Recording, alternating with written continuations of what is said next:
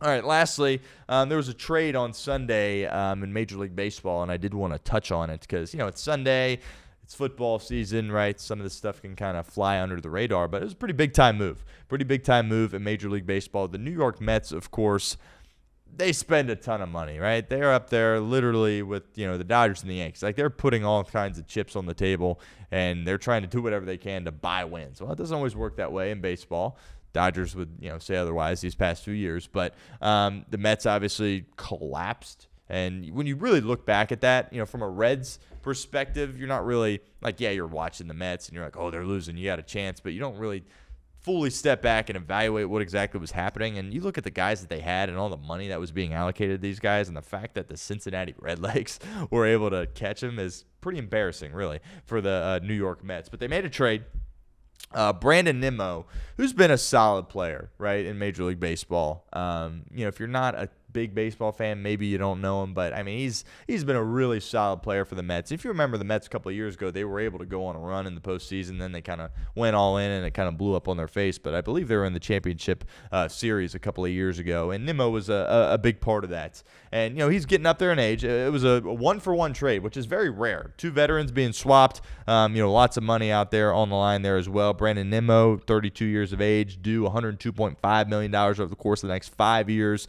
He goes to Texas for Marcus Semien. He's 35 years of age, due $72 million over the next 3 years. And very rare, really, in baseball that you see 1-for-1, just kind of a player swap, right? And some money there as well. Certainly going to help the New York Mets free up some cash there as well. But Semien's a guy that, he's a Gold Glover. He's won the award twice. He won the Gold Glove last year. Tremendous second baseman. Has been a major leaguer for a long time. And it was a big reason why the Texas Rangers won the World Series a couple of years ago. He is a really tremendous player. He's a great leader, great in the clubhouse, right? And has just been around the block and has been there, done that, has played in big games, and has won big-time games. And the biggest thing for him is the bat just hasn't quite been there for Marcus Semien, right? I think he batted .230 last year. And Nimmo, he was around the .260 mark, and Nimmo had 25 home runs. Semien only had 15 home runs. So the offensive production just hadn't been there for Semien. And obviously they're kind of going in a different direction. Texas, they won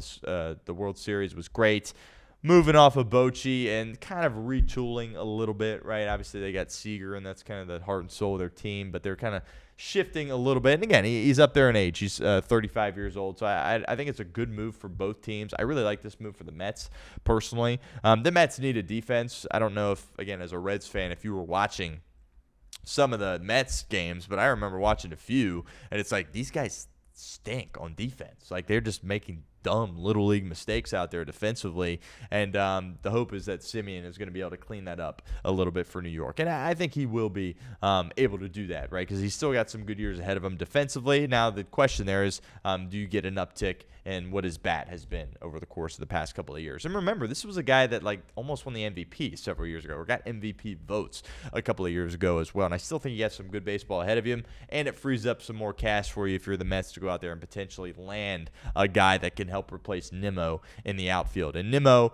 as I mentioned, he's getting a little bit older there as well. I think his defensive play has declined a little bit, and that was something that the Mets were trying to upgrade, right? It's like, well, we bring in this guy at second base.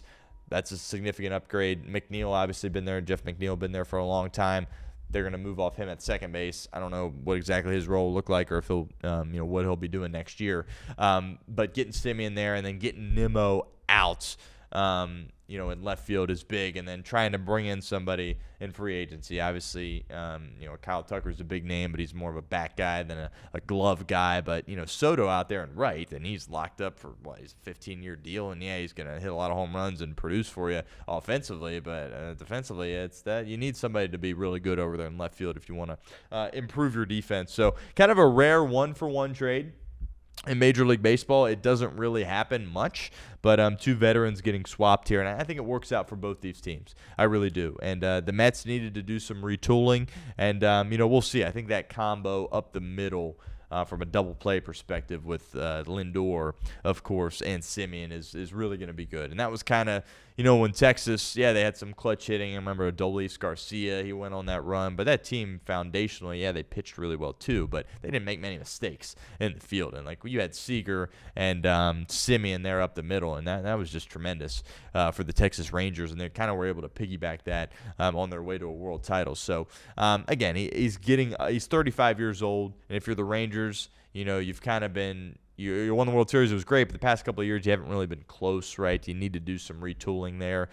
Good move for them. You move off Semien. Again, the Mets are trying to be in win-now mode, right? When you spend that much money, you should always be in win-now mode, right? You're never going to have a rebuilding year for the Dodgers or the Yankees or even the Mets, who are kind of an unserious franchise, but they spent a ton of money and they're trying to win games. So, the fact that Semien's 35, that doesn't really do much for the Mets. And at the same time, if you're Nimmo, he had a no trade clause, by the way. So this kind of, was a decision for him to sit there and say, I don't want to, or I'm okay with this trade, right? And I think he still believes he has an opportunity to potentially win a world championship in Texas, right? They've got some pitching. They've got Seager, of course, and that's a division that I think is gettable, I would say. So, he waived the no-trade clause, and ultimately he's going to end up in Texas, and that gives him an opportunity to still compete for a world title. So I think a good move for these two teams. It'll be interesting to track. The MLB offseason will do that,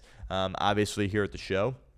And, JT Realmuto is a guy that's like, well, where's he going to end up, right? A guy like Kyle Schwarber, a guy like Kyle Tucker. So there's some dominoes that are going to fall in Major League Baseball, and that's certainly going to be fascinating to watch. Maybe we'll get another trade there as well. But this is a pretty big-time trade. And, again, it kind of went under the radar a little bit considering, what exactly is going on this time of year. And, again, if you're a baseball person, you obviously understood that, okay, this is kind of a big move here. But if you're just locked into football and just kind of waiting for opening day, maybe a move that you didn't necessarily come across your timeline or that you saw, but significant, and we'll see what the Mets look like. I still think you just don't trust them, right? It's just one of those teams where it's like, well, they should be good, but I don't really trust them to be good. And Philly's going to be in a rebuilding type of situation, but you still trust Philadelphia more, in my opinion, than you trust the Mets.